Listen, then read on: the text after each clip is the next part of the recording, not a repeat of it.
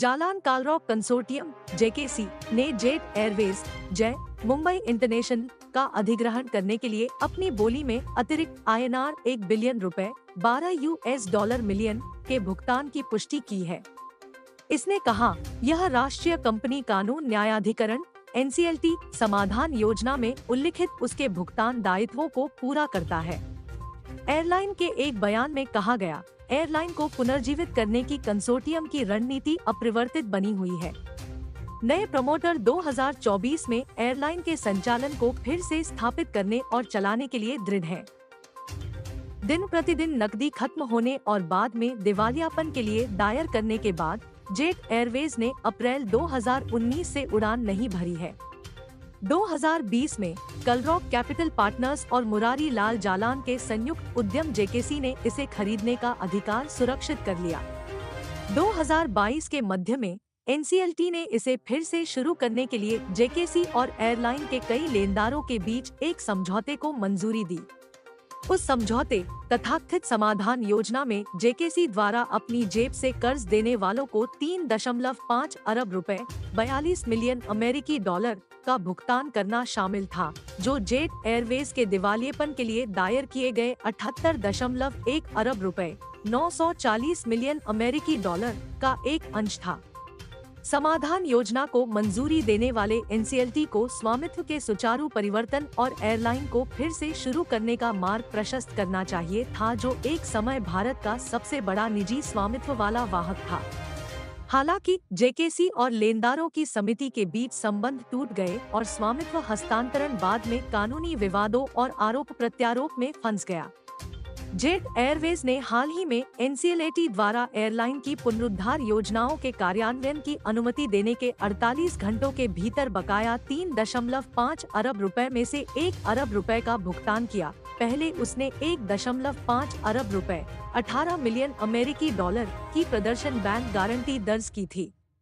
अंतिम INR 1 billion का भुगतान 31 अगस्त को या उससे पहले देय था, जो कि कंसोर्टियम को प्राप्त भुगतान एक्सटेंशन की लंबी श्रृंखला में नवीनतम है। लेकिन 28 अगस्त को NCLT की अपीलीय पीठ ने एक और राहत देते हुए भुगतान करने के लिए 30 सितंबर तक का समय दिया। अंतिम INR 1 billion.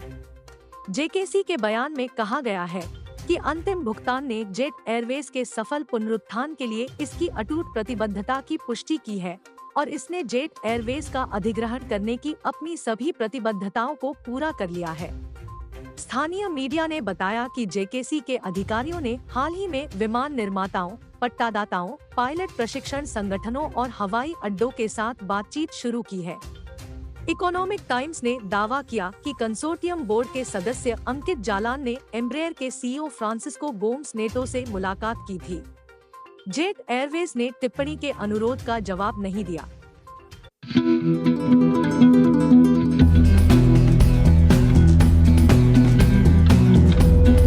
Jalan Kalrock consortium JKC ने जेट एयरवेज जय मुंबई इंटरनेशनल का अधिग्रहण करने के लिए अपनी बोली में अतिरिक्त INR 1 बिलियन रुपए $12 मिलियन के भुगतान की पुष्टि की है।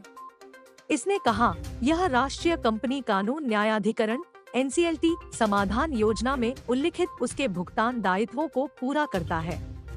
एयरलाइन के एक बयान में कहा गया, एयरलाइन को पुनर्जीवित करने की कंसोर्टियम की रणनीति अपरिवर्तित बनी हुई है।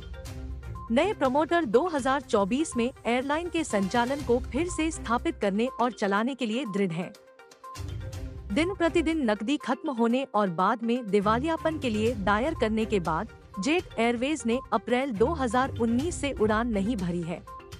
2020 में कलरॉक कैपिटल पार्टनर्स और मुरारी लाल जालान के संयुक्त उद्यम जेकेसी ने इसे खरीदने का अधिकार सुरक्षित कर लिया। 2022 के मध्य में NCLT ने इसे फिर से शुरू करने के लिए जेकेसी और एयरलाइन के कई लेनदारों के बीच एक समझौते को मंजूरी दी।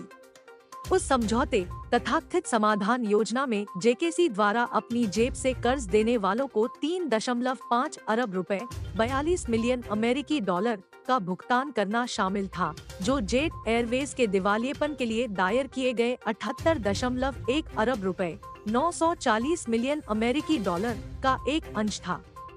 समाधान योजना को मंजूरी देने वाले एनसीएलटी को स्वामित्व के सुचारू परिवर्तन और एयरलाइन को फिर से शुरू करने का मार्ग प्रशस्त करना चाहिए था, जो एक समय भारत का सबसे बड़ा निजी स्वामित्व वाला वाहक था। हालांकि जेकेसी और लेनदारों की समिति के बीच संबंध टूट गए और स्वामित्व हस्तांतरण बाद में कानूनी विवादों और आरोप प्रत्यारोप में फंस गया। जेट एयरवेज ने हाल ही में एनसीएलटी द्वारा एयरलाइन की पुनरुद्धार योजनाओं के कार्यान्वयन की अनुमति देने के 48 घंटों के भीतर बकाया 3.5 अरब रुपए में से 1 अरब रुपए का भुगतान किया। पहले उसने 1.5 अरब रुपए 18 मिलियन अमेरिकी डॉलर की प्रदर्शन बैंक गारंटी दर्ज की थी। अंतिम INR 1 बिलियन का भुगतान 31 अगस्त को या उससे पहले देय था, जो कि कंसोर्टियम को प्राप्त भुगतान एक्सटेंशन की लंबी श्रृंखला में नवीनतम है। लेकिन 28 अगस्त को एनसीएलटी की अपीलीय पीठ ने एक और राहत देते हुए भुगतान करने के लिए 30 सितंबर तक का समय दिया। अंतिम INR 1 बिलियन। जेकेसी के बयान में कहा गया है कि अंतिम भुगतान ने जेट एयरवेज के सफल पुनरुत्थान के लिए इसकी अटूट प्रतिबद्धता की पुष्टि की है और इसने जेट एयरवेज का अधिग्रहण करने की अपनी सभी प्रतिबद्धताओं को पूरा कर लिया है। स्थानीय मीडिया ने बताया कि जेकेसी के अधिकारियों ने हाल ही में विमान निर्माताओं, पट्टादाताओं, पायलट प्रशिक्षण संगठनों और हवाई अड्डों के साथ बातचीत शुरू की है। इकोनॉमिक टाइम्स ने दावा किया कि कंसोर्टियम बोर्ड के सदस्य अंकित जालान ने एम्ब्रेयर के CEO फ्रांसिस्को गोम्स नेटो से मुलाकात की थी। जेट एयरवेज ने टिप्पणी के अनुरोध का जवाब नहीं दिया।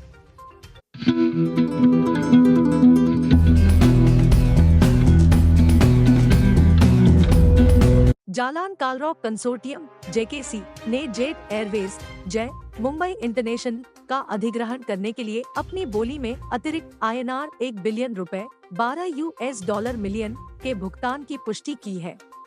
इसने कहा, यह राष्ट्रीय कंपनी कानून न्यायाधिकरण एनसीएलटी समाधान योजना में उल्लिखित उसके भुगतान दायित्वों को पूरा करता है। एयरलाइन के एक बयान में कहा गया, एयरलाइन को पुनर्जीवित करने की कंसोर्टियम की रणनीति अपरिवर्तित बनी हुई है। नए प्रमोटर 2024 में एयरलाइन के संचालन को फिर से स्थापित करने और चलाने के लिए दृढ़ हैं।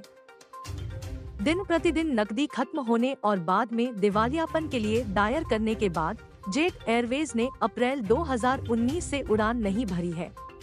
2020 में कलरॉक कैपिटल पार्टनर्स और मुरारी लाल जालान के संयुक्त उद्यम जेकेसी ने इसे खरीदने का अधिकार सुरक्षित कर लिया। 2022 के मध्य में एनसीएलटी ने इसे फिर से शुरू करने के लिए जेकेसी और एयरलाइन के कई लेनदारों के बीच एक समझौते को मंजूरी दी। उस समझौते तथाकथित समाधान योजना में जेकेसी द्वारा अपनी जेब से कर्ज देने वालों को 3.5 अरब रुपए 42 मिलियन अमेरिकी डॉलर का भुगतान करना शामिल था, जो जेट एयरवेज के दिवालियेपन के लिए दायर किए गए 78.1 अरब रुपए 940 मिलियन अमेरिकी डॉलर का एक अंश था।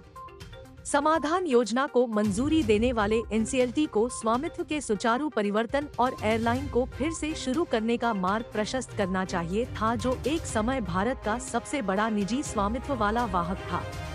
हालांकि जेकेसी और लेनदारों की समिति के बीच संबंध टूट गए और स्वामित्व हस्तांतरण बाद में कानूनी विवादों और आरोप प्रत्यारोप में फंस गया।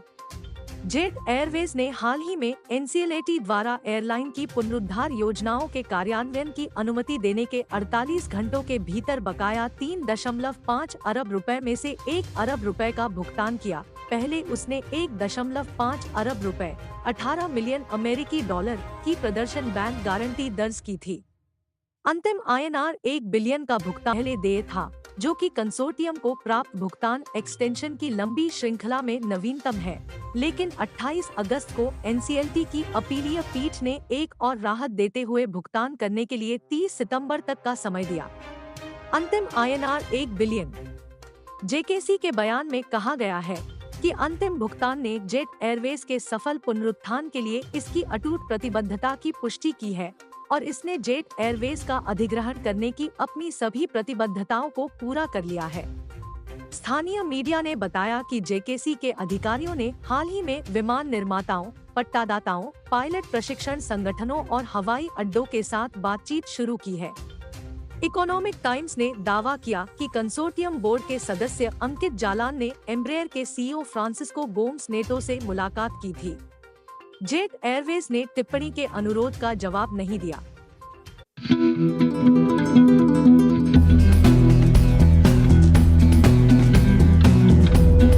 जालान कार्लरॉक कंसोर्टियम जेकेसी ने जेट एयरवेज जय मुंबई इंटरनेशनल का अधिग्रहण करने के लिए अपनी बोली में अतिरिक्त INR 1 बिलियन रुपए $12 मिलियन के भुगतान की पुष्टि की है। इसने कहा, यह राष्ट्रीय कंपनी कानून न्यायाधिकरण NCLT समाधान योजना में उल्लिखित उसके भुगतान दायित्वों को पूरा करता है। एयरलाइन के एक बयान में कहा गया, एयरलाइन को पुनर्जीवित करने की कंसोर्टियम की रणनीति अपरिवर्तित बनी हुई है। नए प्रमोटर 2024 में एयरलाइन के संचालन को फिर से स्थापित करने और चलाने के लिए दृढ़ हैं। दिन प्रतिदिन नकदी खत्म होने और बाद में दिवालियापन के लिए दायर करने के बाद जेट एयरवेज ने अप्रैल 2019 से उड़ान नहीं भरी है। 2020 में कलरॉक कैपिटल पार्टनर्स और मुरारी लाल जालान के संयुक्त उद्यम जेकेसी ने इसे खरीदने का अधिकार सुरक्षित कर लिया। 2022 के मध्य में NCLT ने इसे फिर से शुरू करने के लिए जेकेसी और एयरलाइन के कई लेनदारों के बीच एक समझौते को मंजूरी दी। उस समझौते तथाकथित समाधान योजना में जेकेसी द्वारा अपनी जेब से कर्ज देने वालों को 3.5 अरब रुपए 42 मिलियन अमेरिकी डॉलर का भुगतान करना शामिल था, जो जेट एयरवेज के दिवालियेपन के लिए दायर किए गए 78.1 अरब रुपए 940 मिलियन अमेरिकी डॉलर का एक अंश था। समाधान योजना को मंजूरी देने वाले NCLT को स्वामित्व के सुचारू परिवर्तन और एयरलाइन को फिर से शुरू करने का मार्ग प्रशस्त करना चाहिए था, जो एक समय भारत का सबसे बड़ा निजी स्वामित्व वाला वाहक था। हालांकि जेकेसी और लेनदारों की समिति के बीच संबंध टूट गए और स्वामित्व हस्तांतरण बाद में कानूनी विवादों और आरोप प्रत्यारोप में फंस गया। जेट एयरवेज ने हाल ही में NCLT द्वारा एयरलाइन की पुनरुद्धार योजनाओं के कार्यान्वयन की अनुमति देने के 48 घंटों के भीतर बकाया 3.5 अरब रुपए में से 1 अरब रुपए का भुगतान किया। पहले उसने 1.5 अरब रुपए 18 मिलियन अमेरिकी डॉलर की प्रदर्शन बैंक गारंटी दर्ज की थी। अंतिम INR 1 बिलियन का भुगतान 31 अगस्त को या उससे पहले देय था, जो कि कंसोर्टियम को प्राप्त भुगतान एक्सटेंशन की लंबी श्रृंखला में नवीनतम है। लेकिन 28 अगस्त को NCLT की अपीलीय पीठ ने एक और राहत देते हुए भुगतान करने के लिए 30 सितंबर तक का समय दिया। अंतिम INR 1 बिलियन। जेकेसी के बयान में कहा गया है कि अंतिम भुगतान ने जेट एयरवेज के सफल पुनरुत्थान के लिए इसकी अटूट प्रतिबद्धता की पुष्टि की है और इसने जेट एयरवेज का अधिग्रहण करने की अपनी सभी प्रतिबद्धताओं को पूरा कर लिया है। स्थानीय मीडिया ने बताया कि जेकेसी के अधिकारियों ने हाल ही में विमान निर्माताओं, पट्टादाताओं, पायलट प्रशिक्षण संगठनों और हवाई अड्डों के साथ बातचीत शुरू की है। इकोनॉमिक टाइम्स ने दावा किया कि कंसोर्टियम बोर्ड के सदस्य अंकित जालान ने एम्ब्रेयर के सीईओ फ्रांसिस्को गोम्स नेटो से मुलाकात की थी। जेट एयरवेज ने टिप्पणी के अनुरोध का जवाब नहीं दिया।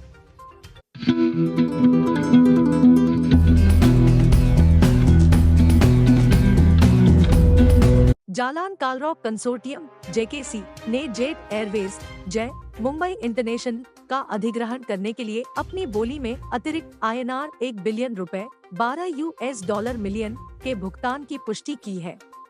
इसने कहा, यह राष्ट्रीय कंपनी कानून न्यायाधिकरण NCLT समाधान योजना में उल्लिखित उसके भुगतान दायित्वों को पूरा करता है।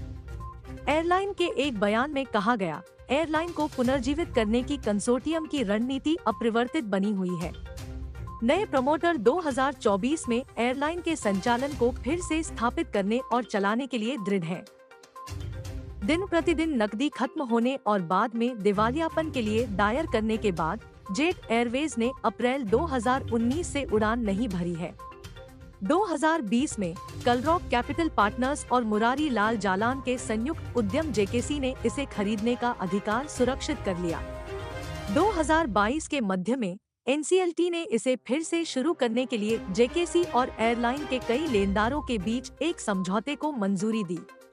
उस समझौते तथाकथित समाधान योजना में जेकेसी द्वारा अपनी जेब से कर्ज देने वालों को 3.5 अरब रुपए 42 मिलियन अमेरिकी डॉलर का भुगतान करना शामिल था, जो जेट एयरवेज के दिवालियेपन के लिए दायर किए गए 78.1 अरब रुपए 940 मिलियन अमेरिकी डॉलर का एक अंश था। समाधान योजना को मंजूरी देने वाले एनसीएलटी को स्वामित्व के सुचारू परिवर्तन और एयरलाइन को फिर से शुरू करने का मार्ग प्रशस्त करना चाहिए था, जो एक समय भारत का सबसे बड़ा निजी स्वामित्व वाला वाहक था। हालांकि जेकेसी और लेनदारों की समिति के बीच संबंध टूट गए और स्वामित्व हस्तांतरण बाद में कानूनी विवादों और आरोप प्रत्यारोप में फंस गया। जेट एयरवेज ने हाल ही में एनसीएलटी द्वारा एयरलाइन की पुनरुद्धार योजनाओं के कार्यान्वयन की अनुमति देने के 48 घंटों के भीतर बकाया 3.5 अरब रुपए में से 1 अरब रुपए का भुगतान किया। पहले उसने 1.5 अरब रुपए 18 मिलियन अमेरिकी डॉलर की प्रदर्शन बैंक गारंटी दर्ज की थी। अंतिम INR 1 बिलियन का भुगतान 31 अगस्त को या उससे पहले देय था, जो कि कंसोर्टियम को प्राप्त भुगतान एक्सटेंशन की लंबी श्रृंखला में नवीनतम है। लेकिन 28 अगस्त को एनसीएलटी की अपीलीय पीठ ने एक और राहत देते हुए भुगतान करने के लिए 30 सितंबर तक का समय दिया। अंतिम INR 1 billion.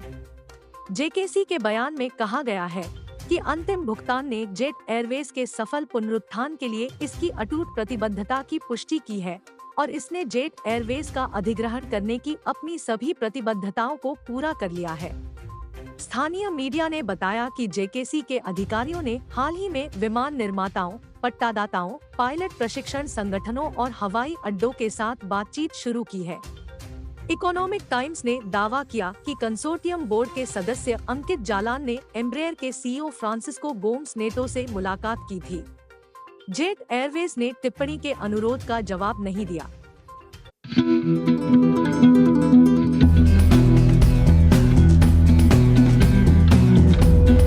Jalan कार्लरॉक consortium JKC ने जेट एयरवेज जय मुंबई इंटरनेशनल का अधिग्रहण करने के लिए अपनी बोली में अतिरिक्त INR 1 बिलियन रुपए 12 US डॉलर मिलियन के भुगतान की पुष्टि की है।